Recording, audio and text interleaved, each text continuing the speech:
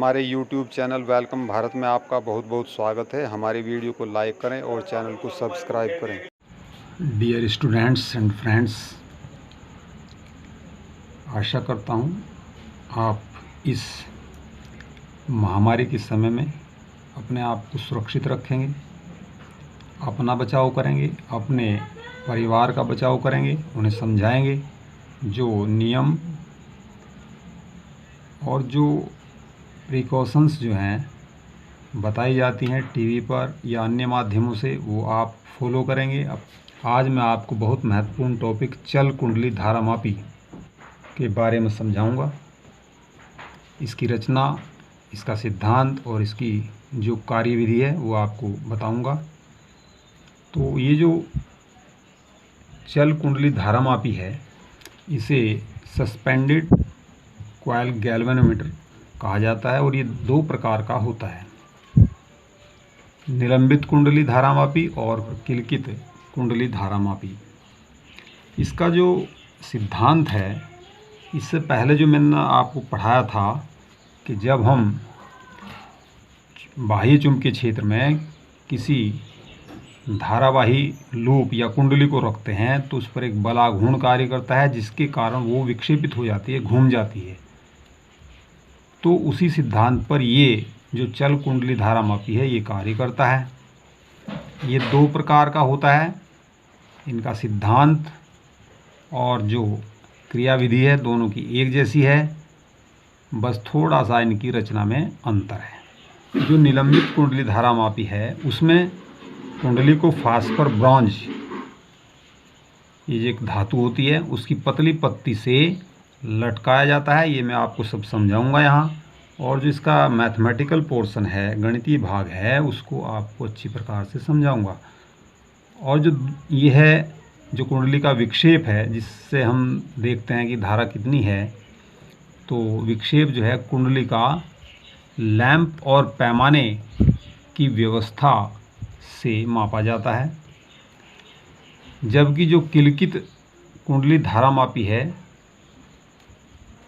उसमें जो धारामापी में जो कुंडली है वो चूलों के बीच में झूलती है और जो धारा के लिए हम उसमें लगा हुआ जो संकेतक है वो वृत्ताकार पैमाने पर चलता है, घूमता है, तो उससे हम धारा को माप लेते हैं। जैसे आपने इसमें धारामापी जो गैल्वेनोमीटर है प्रयोगशाला में देखा होगा, उसमें एक संकेतक है, सुई घूमती है दोनों साइड में जीरो के।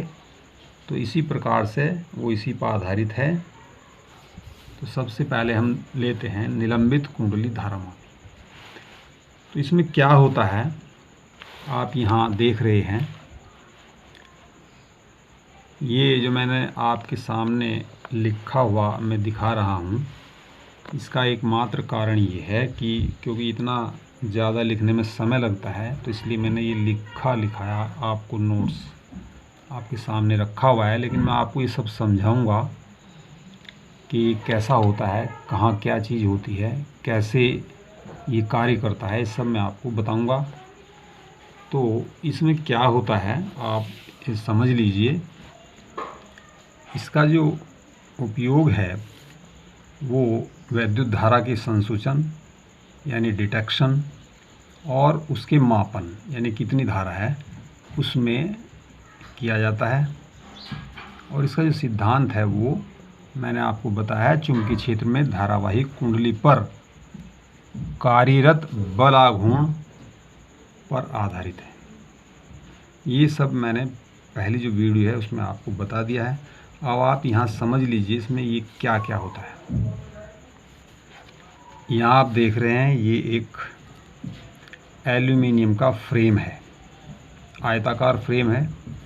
तो एल्यूमिनियम के आयताकार फ्रेम पर जो तांबे की पृथक्कृत तार लपेट देते हैं, तो हम यहाँ केवल एक तार का जो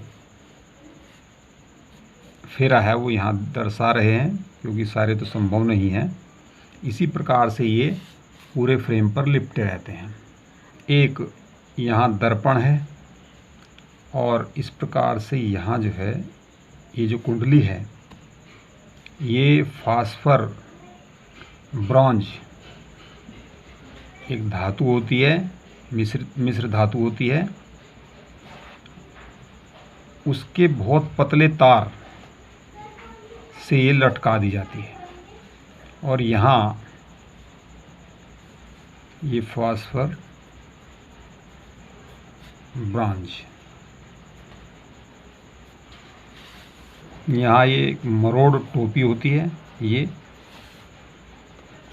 इससे ये लटकी हुई होती है और इसका संबंध जो है ये जो टर्मिनल है T1 ये इससे होता है। अब ये जो कुंडली है इसे हम प्रबल जो शक्तिशाली चुंबक हैं उनके ध्रुवों के बीच में रखते हैं, क्योंकि हमें ये कुंडली चुंबकीय क्षेत्र में रखनी है। और चुंबकीय क्षेत्र जो है वो इस प्रकार से ही उत्पन्न होता है जब आप इसे बाह्य चुंबकीय क्षेत्र में किसी चुंबक के ध्रुवों के बीच में रखेंगे। ये घोड़ा नाल चुंबक आप ले सकते हैं। घोड़ा नाल चुंबक इस प्रकार की होती है, इस प्रकार की जो चुंबक है ये घोड़ा नाल चुंबक कहलाती है। तो ये इसके ध्रुव हैं, एक उत्तरी ध्रुव एक दक्षिण ध्रुव, उसके बीच में आप ये कुंडली लटका देते हैं। तो ये मान लिया N है और ये S है। ये अगर ये ध्रुव N है ये S है, इस प्रकार से ये चुंबक है ऐसा। तो इसके बीच में हम इस कुंडली को लटका देते हैं। यहाँ आप देख रहे हैं एक ये स्प्रिंग है जो निचला सिरा है कुंडली का, जो फास्फर ब्रॉन्ज है उसके तार के ढीले वेष्टित यानी लूजली बाउंडेड स्प्रिंग से जोड़ देते हैं और इसे हम दूसरे टर्मिनल, यहाँ ये आप इसे कह सकते हैं T2, इससे आप इसे जोड़ देते हैं। ये स्प्रिंग है,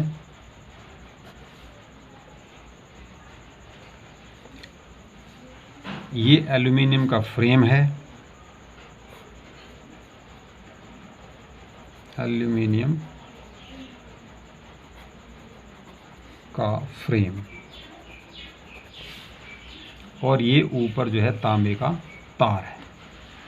यहाँ जो चुंबकीय क्षेत्र है N और S के बीच में होगा और ये इसकी दिशा N से S की ओर होगी। इस प्रकार से बल रेखाएं होंगी N से S की ओर, ये B की जो दिशा है चुंबकीय क्षेत्र की। अब हम इसमें जो ये चुंबकीय क्षेत्र है इसे शक्तिशाली यानी अधिक करने के लिए और चुंबकीय क्षेत्र को त्रिज्यीय करने के लिए इसके जो एक कुंडली है इसके बीच में जो फ्रेम है इससे बिल्कुल आइसोलेट यानी अलग एक क्रोड रख देते हैं। ये लोह चुंबकीय पदार्थ होता है, उसकी क्रोड हम यहाँ रख देते हैं, जिससे चुंबकीय क्षेत्र बढ़ जाता है। और ये जो ये है जो यहाँ से बल रेखाएं चलती हैं वो संकेंद्रित हो जाती हैं। ये आप देख रहे हो इसका ये गोला बनता है, तो यहाँ इसका केंद्र होगा। तो इस क्रोड के कारण चुंबकीय क्षेत्र की अधिकता होती है इस क्षेत्र में और उसका मान भी ज़्यादा हो जाता है और जो चुंबकीय क्षेत्र है वो संकेंद्रित हो जाता है और ये जो है त्रिज्यतः होता है। यानी इस प्रकार से ही होगा, इस प्रकार से जो त्रिज्य चुंबकीय क्षेत्र है उसमें अगर कोई कुंडली रखी हुई है तो ये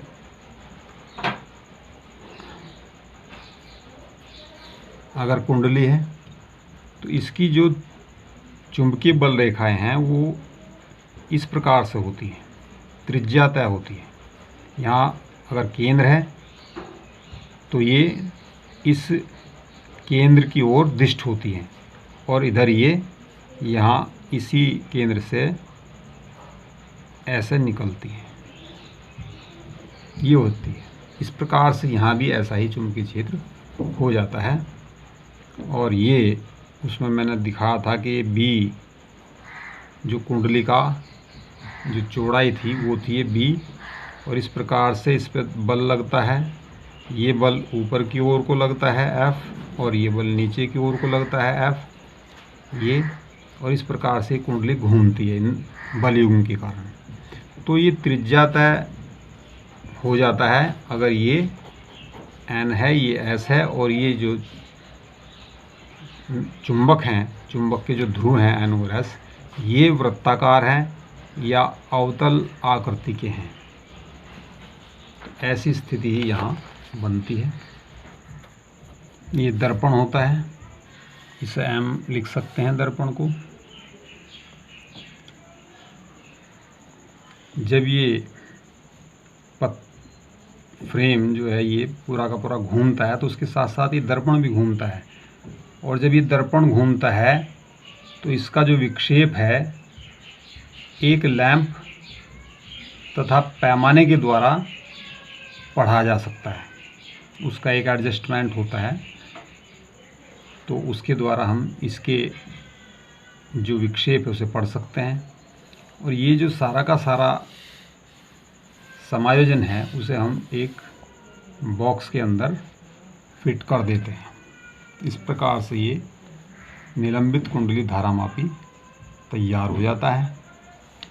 जो मैंने अभी आपको बताया है कि इस प्रकार ये जो है, अगर हम ये जो चुंबक के जो ध्रुव खंड हैं वो लेते हैं इस प्रकार के अवतल आकृति के, ये तो इससे क्या होता है, जो ये कुंडली है, ये फ्रेम है, इसका जो तल है वो प्रत्येक स्थिति में चुंबकीय क्षेत्र की जो दिशा है उसके समांतर बना रहता है। इसका मतलब ये हुआ कि जो इसकी अक्ष है कुंडली की वो सदैव चुंबकीय क्षेत्र की दिशा से 90 डिग्री के कोण पर होती है, यानी समकोण होती है। आप यहाँ देखो, ये है, अगर धारा यहाँ इस प्रकार से, इसमें ये कुंडली की चौड़ाई है ये वाली, ऊपर वाली ये वाली, तो अगर धारा इसमें ये आई प्रवाहित हो रही है मान लिया, तो आप चूँकि ये चुंबकीय क्षेत्र रेडियल है, त्रिज्या तय है, तो जिस दिशा में भी आप इस कुंडली को करेंगे, ऐसे कर लो, ऐसे कर लो, ऐसे कर लो, किसी प्रकार से भी कर लो, तो ये निश्चित रूप से जो वहाँ उस दिशा में चुंबकीय क्षेत्र रेखाएं अवश्य होंगी। तो इस प्रकार से जो कुंडली का तल है वो सदैव चुंबकीय क्षेत्र की दिशा के समांतर रहेगा। कुंडली है उसकी जो अक्ष है वो क्योंकि इसके तल के लंबवत होती है, तो अक्ष जो है, अगर मान लिया अक्ष यहाँ है, इस दिशा में है, और ये इस दिशा में है, तल इसका, तो ये चुंबकीय क्षेत्र भी इसी दिशा में हुआ, तो ये 90 डिग्री का कोण यहाँ इनके बीच में बन जाएगा, चाहे ये किसी भी स्थिति में हो कुंडली। तो सदैव ये जो है अक्ष चुंबकीय क्षेत्र की दिशा से 90 डिग्री के कोण पर ही होगी। अब हम इसका सिद्धांत देखते हैं।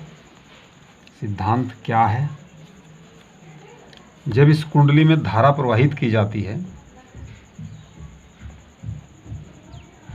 तो क्या होगा, क्योंकि ये चुंबकीय क्षेत्र के मध्य रखी हुई है कुंडली, तो इस पर एक बलाघूर्ण कार्य करता है।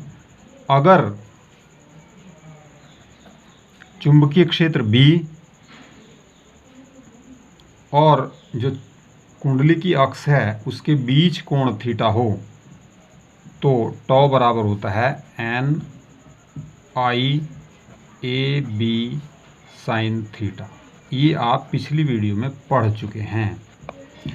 N कुंडली में फेरों की संख्या है, यानी लूपों की संख्या है। ये फ्रेम है और एल्यूमिनियम का फ्रेम है, इसके ऊपर ये एक लूप है। इसी प्रकार इस पर जो लूप है, ये तार का फेरा ही तो है, तो ऐसे तार के कई सारे फेरे हो सकते हैं इसमें, तो उन फेरों की संख्या ये n है। और इस कुंडली में जो धारा प्रवाहित की गई है वो I है। A इस कुंडली का क्षेत्रफल है और B बाह्य चुंबकीय क्षेत्र है। ये जो चुंबकीय क्षेत्र है ये है, और थीटा जो है कुंडली की अक्ष और चुंबकीय क्षेत्र B की दिशा के बीच कोण है। अब मैंने ये बताया कि ये त्रिज्या तय होता है चुंबकीय क्षेत्र, और ऐसी स्थिति में जो कुंडली का तल है वो इसके समांतर रहता है चुंबकीय क्षेत्र के, और जो इसकी अक्ष है कुंडली की वो चूंकि तल के लंबवत होती है तो वो चुंबकीय क्षेत्र के भी लंबवत होगी, यानी थीटा 90 डिग्री होगा। तो ऐसी स्थिति में टॉ बराबर हो जाएगा NIAB साइन 90 डिग्री, या टॉ बराबर हो जाएगा NIAB। समीकरण नंबर 1, यदि जो निलंबन पत्ती है जो फास्फर ब्रॉन्ज की ये पत्ती है, इसे बोलते हैं निलंबन पत्ती, जिससे लटका हुआ है ये जो फ्रेम है कुंडली का, तो की मरोड़ दृढ़ता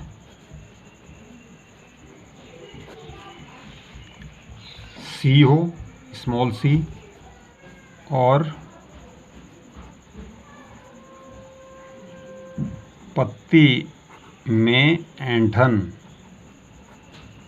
तो आप जानते होंगे, पत्ती को जो इस प्रकार मरोड़ा जाता है ऐसे, तो उसमें जो ऐंठन आती है वो मान लिया फाई हो, तो प्रत्यानयन बलयुग्म का आघूर्ण, ये फार्मूला आपको याद रखना है, ये बराबर होता है C5। तो साम्य अवस्था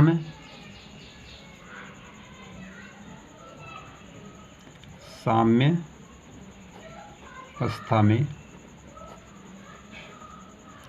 ये जो विक्षेपक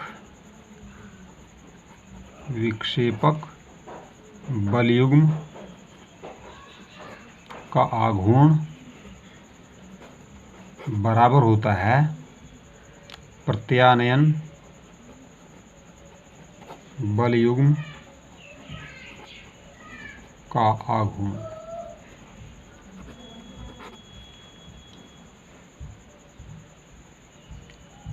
विक्षेपक बलयुग्म क्या है?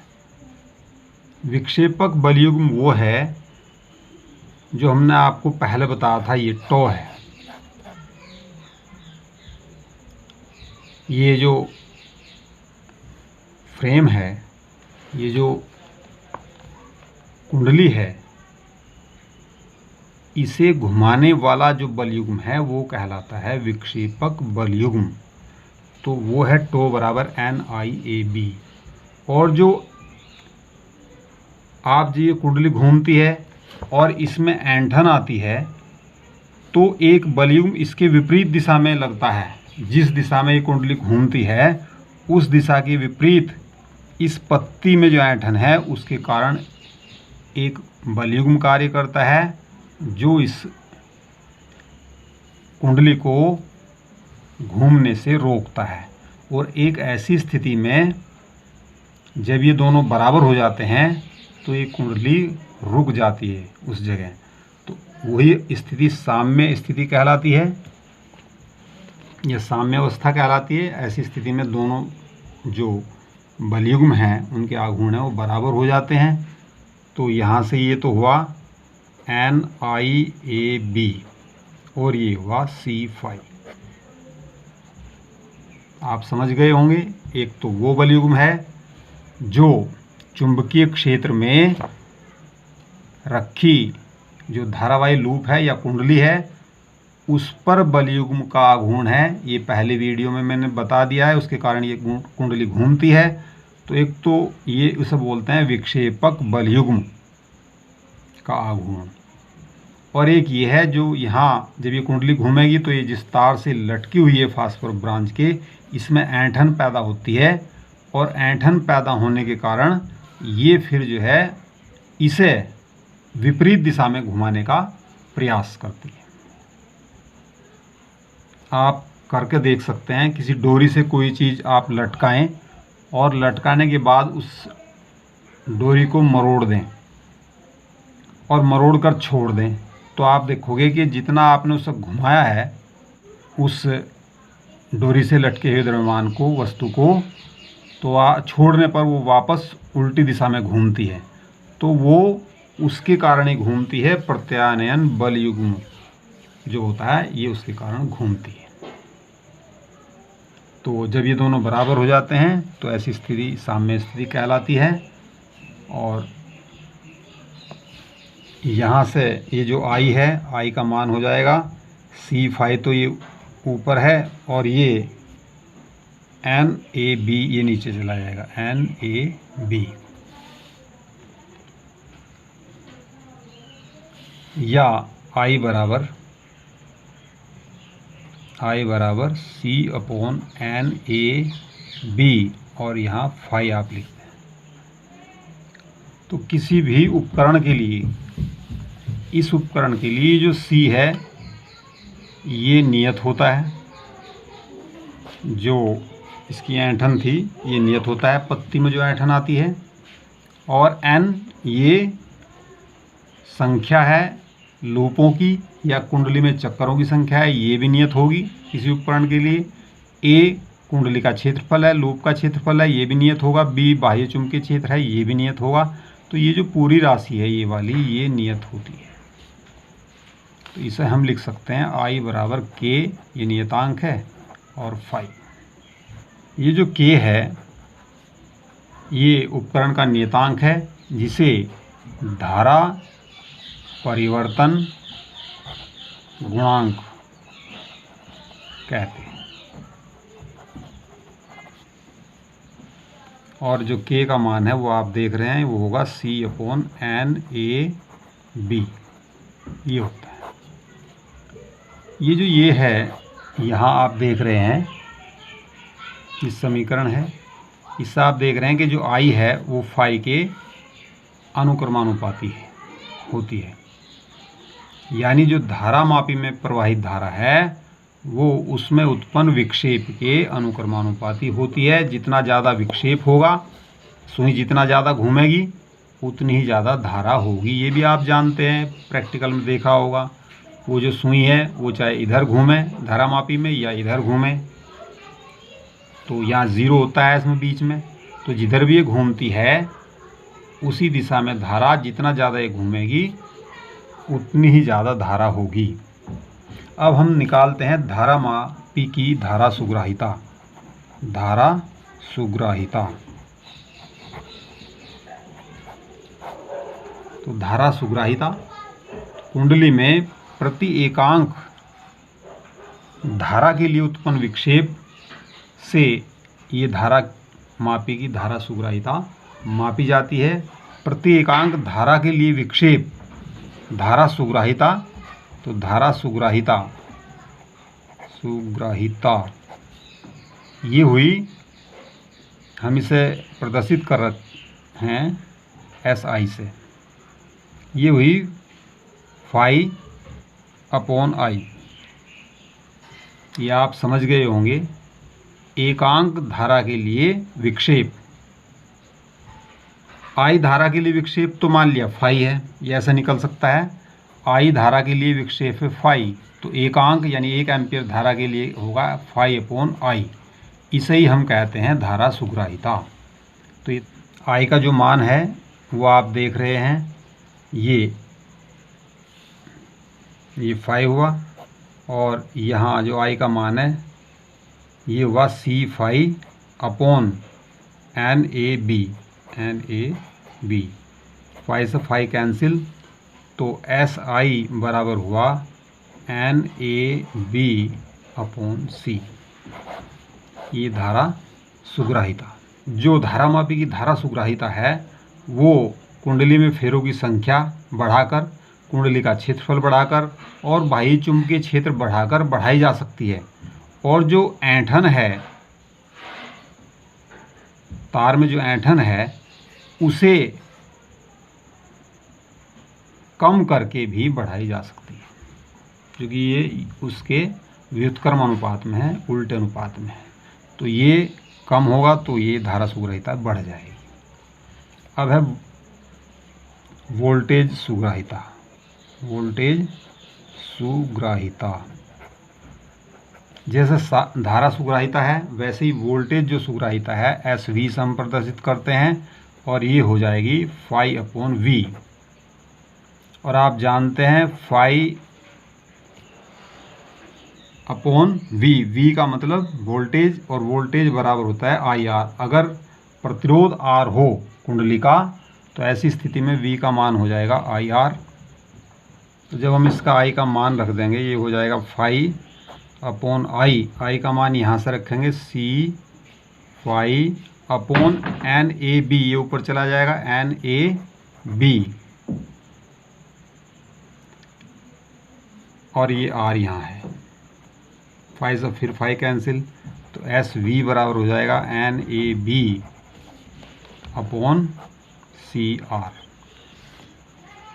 ये हुआ।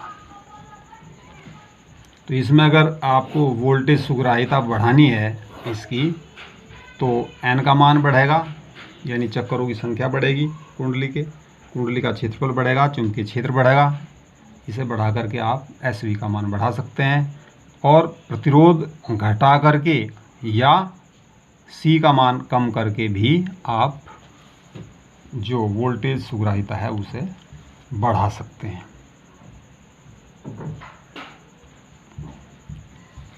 अब देखो इसमें क्या है, जो कुंडली की सुग्राहिता है उसे आसानी से आप N का मान बढ़ाकर बढ़ा सकते हैं, यानी चक्करों की संख्या बढ़ा दो तो आसानी से बढ़ जाएगा ये।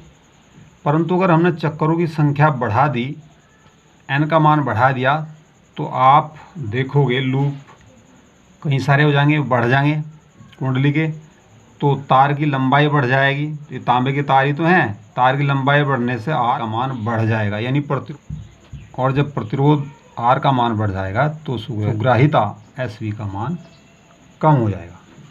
और ऐसी स्थिति में जो धारामापी है वो बहुत कम धाराओं को भी नहीं पढ़ेगा। अगर आप क्षेत्रफल बढ़ाते हैं तो ऐसी स्थिति में क्या होगा, धारा सुग्राहिता बढ़ जाएगी, परंतु इससे क्या होगा, कुंडली का द्रव्यमान बढ़ जाएगा, क्योंकि जो कुंडली है वो बड़ी लेनी पड़ेगी फिर आपको। और जब ये कुंडली बड़ी होगी तो ये N और S के बीच में दूरी भी ज़्यादा करनी पड़ेगी, तभी बड़ी कुंडली इसके बीच में आएगी। तो ऐसी स्थिति में ये द्रव्यमान बढ़ जाएगा। और दूसरी बात, ये दूर दूर होने से चुंबक के जो ध्रुव हैं दूर दूर हो जाएंगे, तो चुंबकीय क्षेत्र का मान भी कम पड़ जाएगा। तो ये दोनों ही बातें हमें उचित जाननी पड़ती हैं, दोनों से ही फिर ये सुग्राहिता कम हो जाती है, बढ़ने की बजाय फिर ये कम भी होती है। तो ये दोनों ही उचित नहीं है, क्योंकि एक चीज़ हम बढ़ाते हैं बढ़ाने के लिए, तो दूसरी चीज़ के कारण वो घट जाती है। अब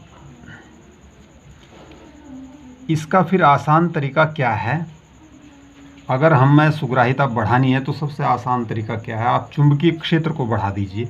जो चुंबक हैं, ये जो N और S जिसके ध्रुव हैं, उस चुंबक को और अधिक शक्तिशाली कर दीजिए, जिससे कि धारा सुग्राहिता बढ़ जाए। B का मान बढ़ने से धारा सुग्राहिता बढ़ जाएगी। तो क्या करेंगे, इसके लिए हम क्या करते हैं, जो कुंडली है ये, इसके बीच में नरम लोहे की क्रोड रख देते हैं, जिससे आप जानते हैं ये जो चुंबकीय क्षेत्र है वो काफ़ी मात्रा में बढ़ जाता है। ये आगे नेक्स्ट चैप्टर में आपको समझाएंगे क्रोड रखने से क्यों बढ़ता है। तो नर्म लोहे की क्रोड इसलिए रखी जाती है जिससे कि चुंबकीय क्षेत्र B का मान बढ़ जाए, यहाँ अधिक मात्रा में हो जाए और चुंबकीय बल रेखाएं केंद्र की ओर चलें, यानी संकेंद्रित हो जाएं। अब दूसरा तरीका ये है कि आप C को कम कर दीजिए। C का सूत्र होता है, C बराबर है पाई ईटा r⁴/2l। ये लंबाई है, ये तार की त्रिज्या है। तो इससे भी आप C कम कर सकते हैं। तो इससे क्या कैसे कम होगी कि जो तार है, ये वाला तार है फास्फोरस ब्रांच का, ये आप पतला, यानी ये पत्ती पतली होनी चाहिए और लंबी होनी चाहिए। लंबी होने का मतलब L अधिक होगा तो C कम हो जाएगा, और पतली होने का मतलब है R, इसकी त्रिज्या कम हो जाएगी तो भी C कम हो जाएगा। तो ऐसी स्थिति में अगर हम पत्ती लंबी लेते हैं और उससे पतली लेते हैं तो C जो ऐंठन है उसका मान कम हो जाता है। ऐंठन C के मान के कम होने से SV या SI का मान भी बढ़ जाता है। तो ये आसान तरीका है। एक तो आपको बाह्य चुंबकीय क्षेत्र को बढ़ाना है और दूसरे पतली और लंबी जो पत्ती है वो लेनी है। वैसे तो ये बहुत अच्छा होता है, लेकिन इसमें कमी क्या होती है, ये जो पत्ती है ये बहुत पतली होती है और एक स्थान से दूसरे स्थान पर ले जाना इसे सुविधाजनक नहीं है। ये हिल डुल करके टूटने का खतरा रहता है इस उपकरण का, तो इसमें ये कमी है।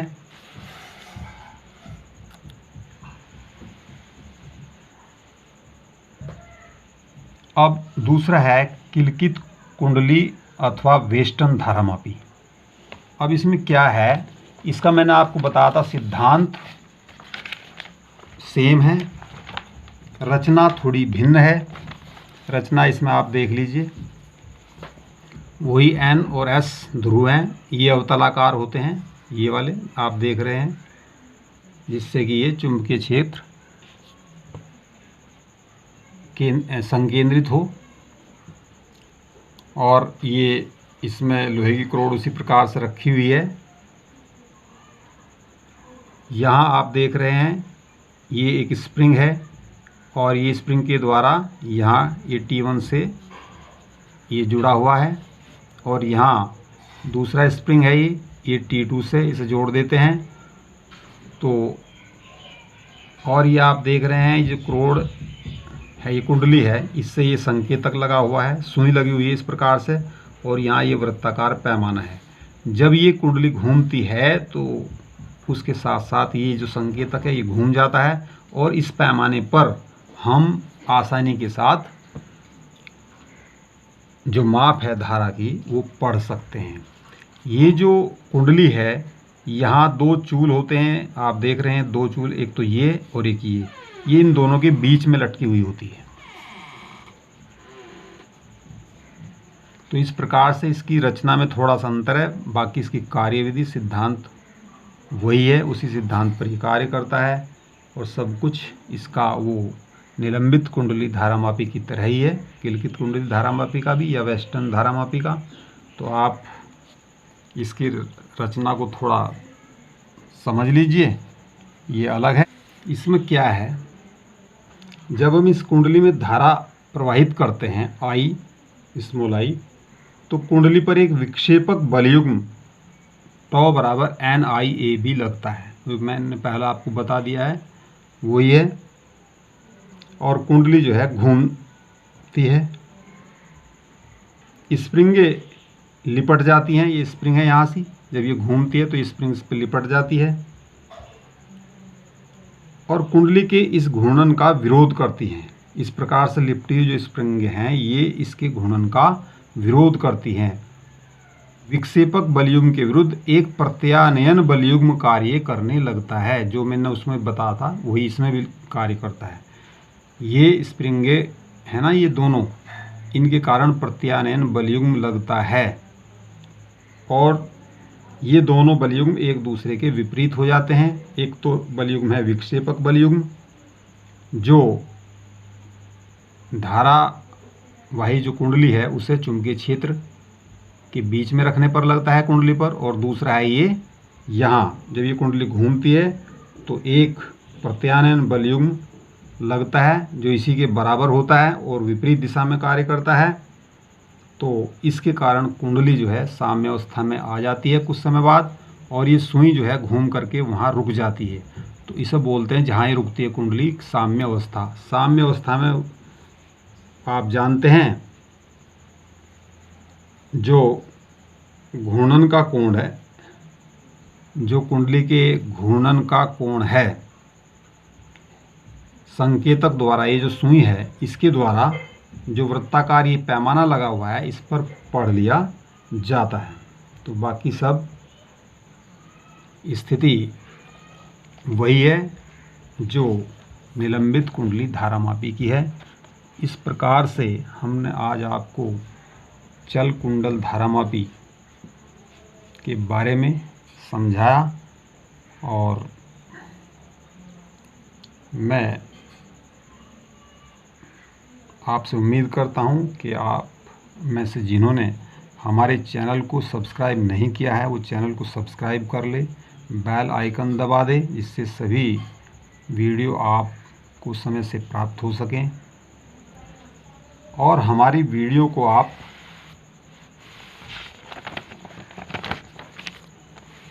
शेयर करें अपने मित्रों में, अपने जो स्कूल के आपके साथी हैं उनमें शेयर करें।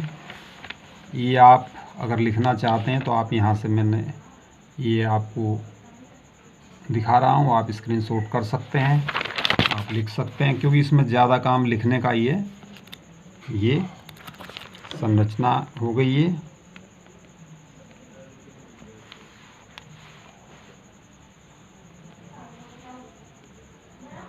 चित्र आप कहीं से भी उतार सकते हैं किसी भी पुस्तक से। ज़्यादातर इसमें लिखाई का काम है, मैथमेटिकल पोर्शन थोड़ा कम है। ये सिद्धांत है, ये सब मैंने आपको बता दिया है।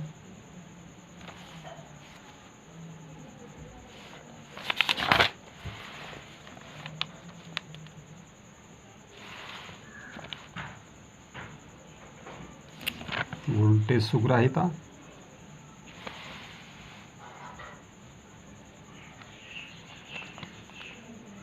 ये किलकित कुंडली धारामापी है।